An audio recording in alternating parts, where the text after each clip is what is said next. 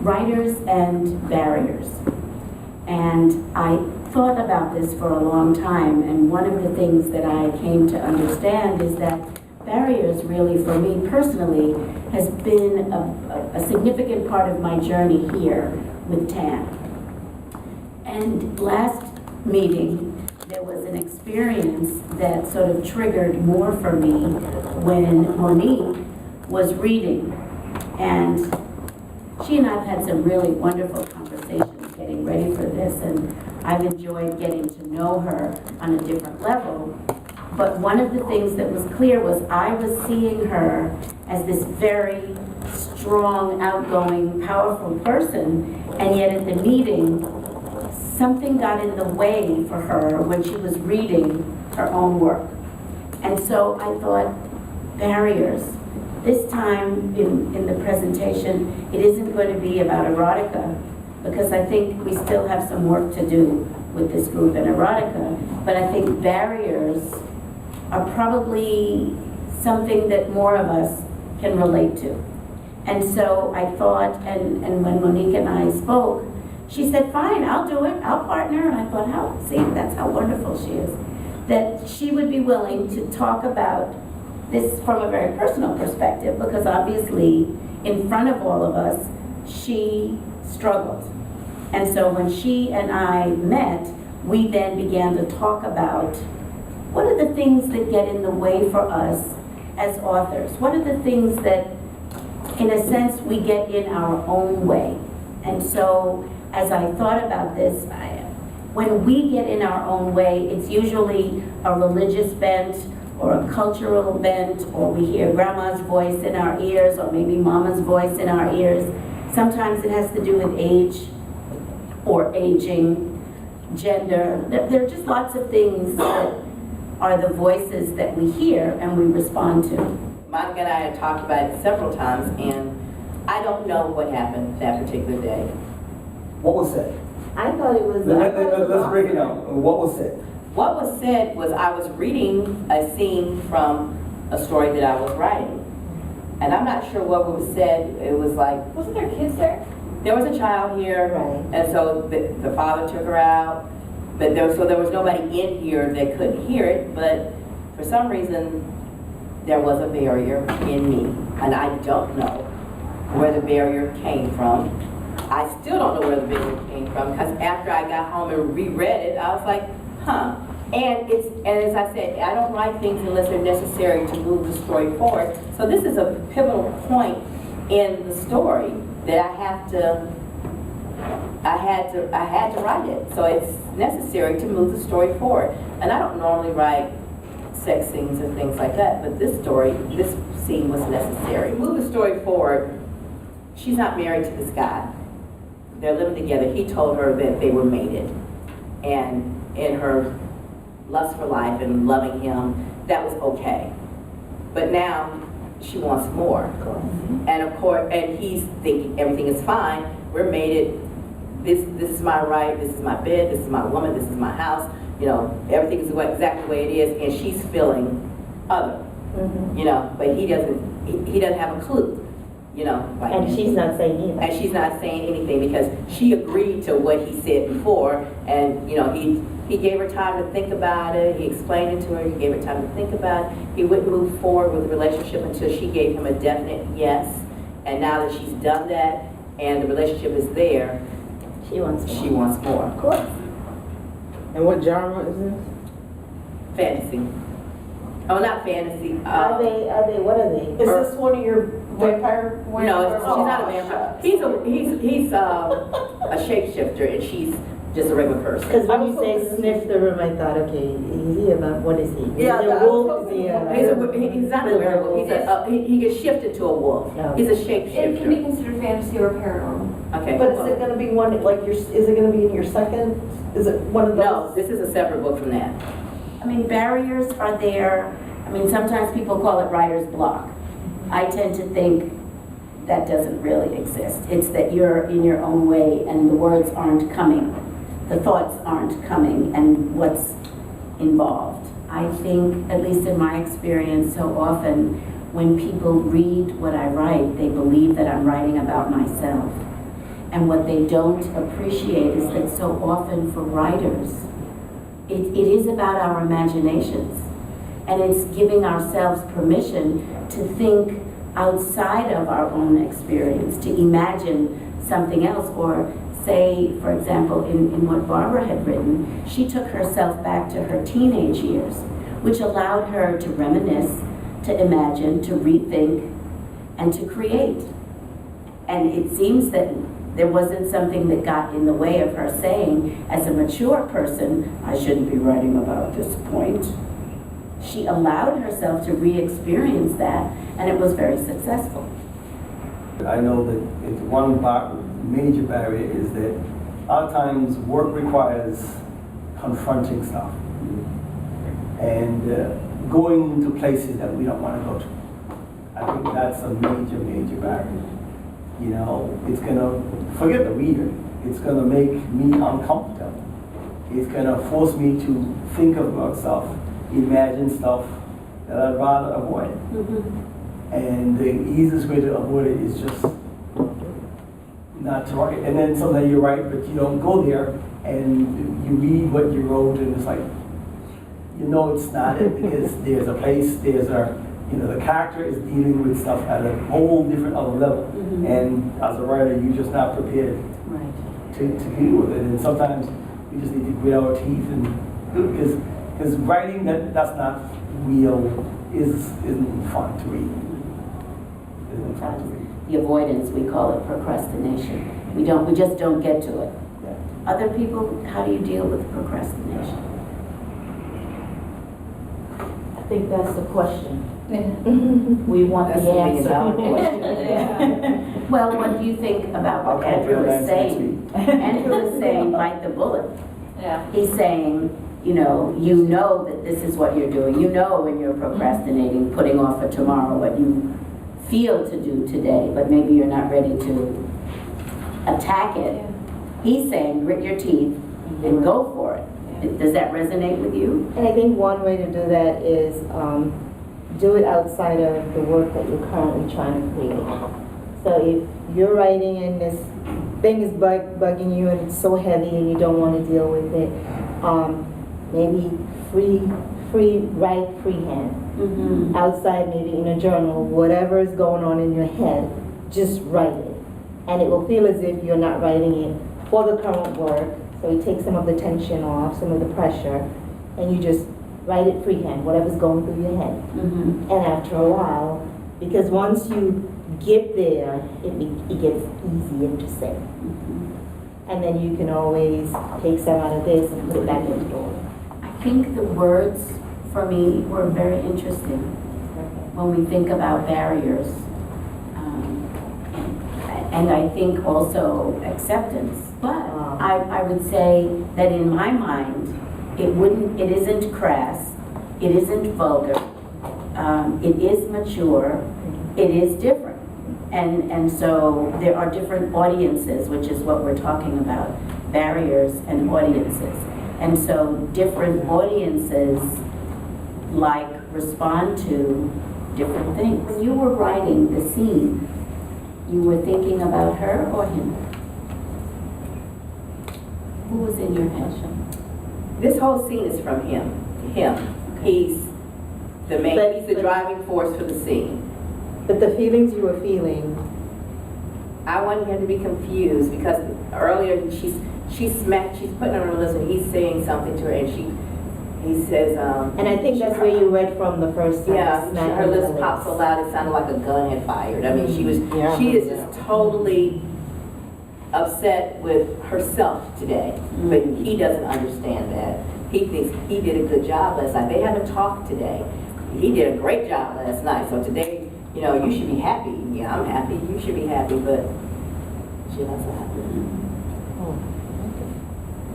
It is interesting as we write to think these things, to get inside these characters. Any other issues about barriers? What are you writing on and what's your barrier? Well, in one of the stories that I've already written and published, I was working through something that I am curious about, but I have fear. And so as I was writing the story, I was trying to think about how I was going to get beyond the fear. And some people who have read the story misunderstand and think it's rape, when in fact, the way I couched it, it was a dream. And so they misunderstand and get angry with me as an author and say, how could you? But the only way that I could get in my own head and put words on paper, and I didn't understand initially that I was going to make it a dream. I was really trying to see if I could put words in a situation where something happened. And I'm just not there yet. And so how it developed was it became her working through this situation, and it was a dream. So that means that's something I would like to go back and revisit. Anyway. Well, it wasn't rape. No, but you say some people believe that it was. People who read it, who are reading it before they finish, think, how could you write this rape? And I'm thinking, I didn't write rape. That's not what it is. So is it that you didn't put enough enjoyment on her part in it? But I did. But you did. I did. Because it's the idea that it's a stranger. It's the idea of a gun. That's rape. But It's she great. is saying to herself, how could I be enjoying what's going on? Because the body is responding. And so that's how I worked it out. I didn't finish it. The whole idea was that she was fearful, which is what this character was. She was afraid. She didn't know. Okay. Exactly. And so it gets to comfort level. It gets to, I was working through the character and got her to a point. I didn't get myself to the point to go further. And so for me, that's a barrier. But I understood that through the writing, I got us she and I, to a place. So she ended up getting turned on by the gun, is what you're saying? She ended up feeling Excited from the gun? excited by a number of things, but the people who read it to the end understand that it's a dream because of how I ended. What I'm saying is, at some point, what I'd like to do is go back and take that interlude to another place. But maybe you can flicker, do something dreamlike that near the beginning, you hear a knock and it fades. You know what I mean? Something dreamlike that says that it could. But you see, my issue is I'm not looking. I shouldn't say this, but I'm not looking to placate the audience, because there's going to be an audience that's going to want this. So I'm writing for them.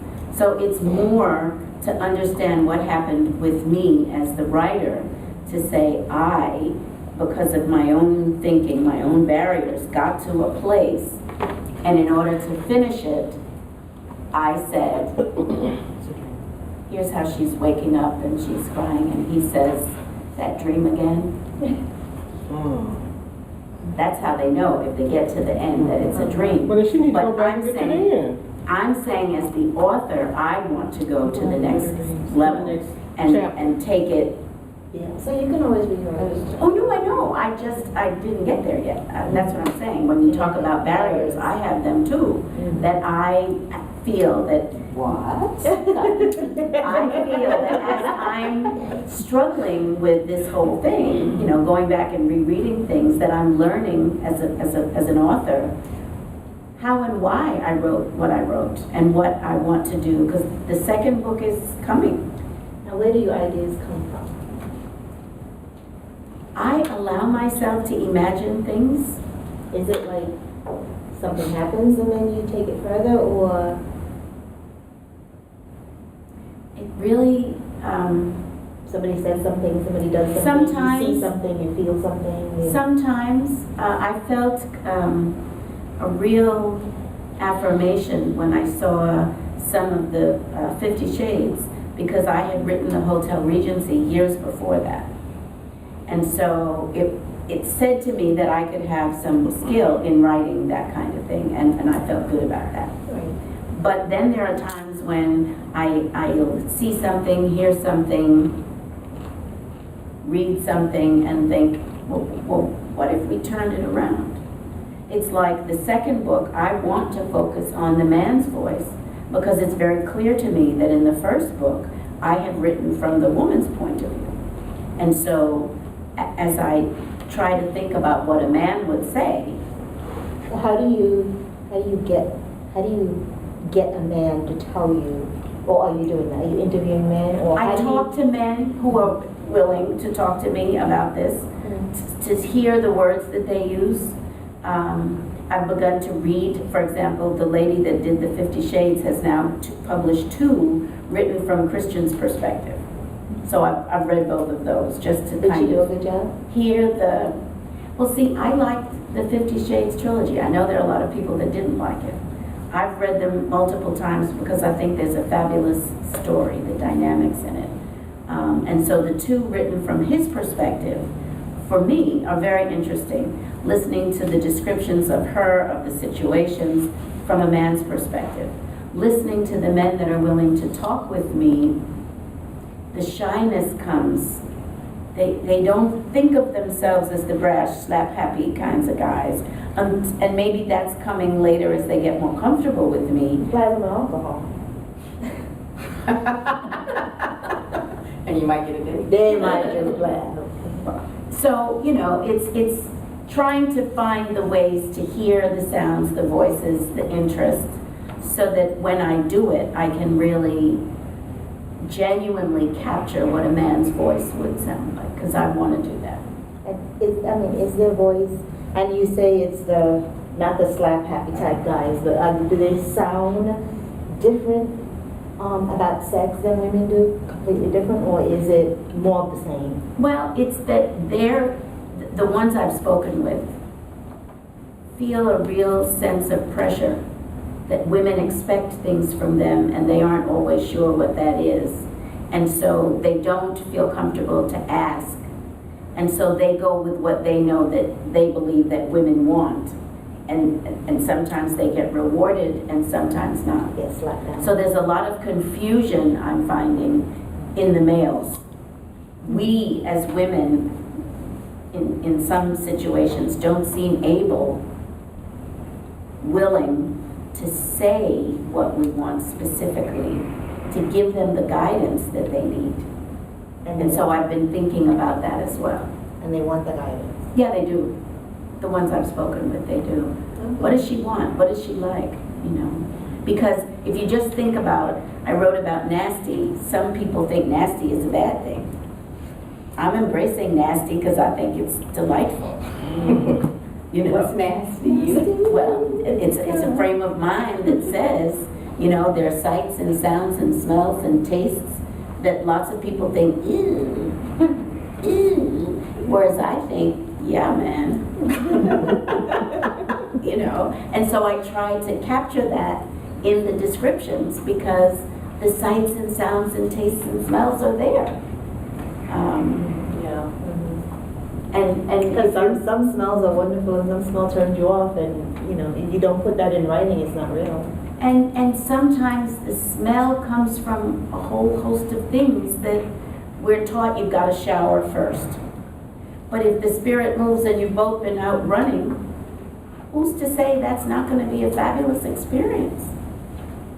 You know, it's not going to smell like how it is when you just jump out the shower, but we craft rules that aren't necessarily part of what actually happens in real life. And there's more than even the sense of smell, there's a sense of taste. You know, Absolutely. How somebody tastes after, you know, a run would be more salty than somebody who comes out of the shower would be tasting more soapy. You know, And you know, Napoleon wrote a letter to Josephine saying, "I'm coming home in 30 days, don't bathe," right? You know, he actually wrote her a letter like that. Oh, no, back then too, they like it sticky, so you know. Well, when you think about that period of time, Yes. I mean, when you go back with the petticoats and all of that, I mean, those weren't people jumping in the shower. Exactly. So, you know, it's us in the modern time that we put all these guidelines into effect that sometimes take away from spontaneous juiciness. So, Anyway, I know that we have a meeting that we still have to get to. So we have, we're done with our topic of audience, barriers and beliefs, and comfort levels. That's what our segment was about, and we've done a lot of discussing that. Thank you all for coming.